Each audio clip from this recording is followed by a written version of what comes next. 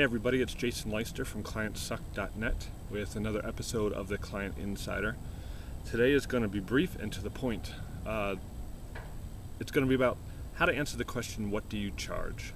We all get that question. If you're not prepared for it, you can do crazy things like answer it and other, kind of less than savvy things that will help to reduce the money that is flowing your way.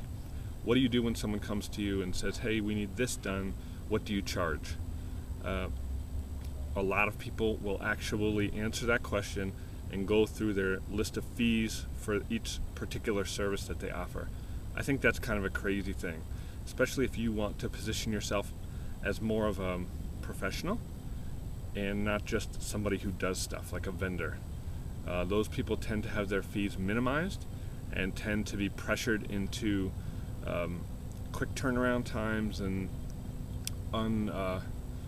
unnecessary terms, I guess you could describe it like that. So what do you do when someone comes to you and asks you that question? The simplest thing I know to do is to simply ask them another question. I had a whole webinar about this where we went into this skill in depth, but here's just one thing that you can use that's very simple that will really transform things, especially if you're dealing with this problem over and over. It can really turn things around fast. So somebody comes to you and says, what do you charge? You say, it depends. It depends. Simple. It depends, period. Why don't you tell me a little bit about what you're trying to achieve? And right there, you've taken the spotlight, which was, shining on you. Oftentimes you feel pressure. You're kind of put in a corner to answer that question. And this gives you an easy way out that's actually far more productive for both you and the potential client than you simply spitting out a number. That's a dead end in my opinion. So they come to you, say, what do you charge? You say, it depends. Why don't you tell me a little bit about what you're trying to achieve? When you know what they're trying to achieve, everything changes. When you know what their goals are, you can help them work towards it.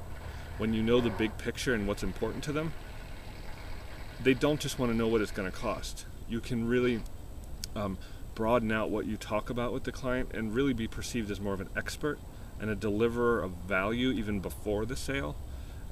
If someone comes up to you and you just spit out a number, the ball's back in their court and they can pretty much, keep walking or pressure you to lower that number or whatever. But none of those things are good for you. So what do you charge?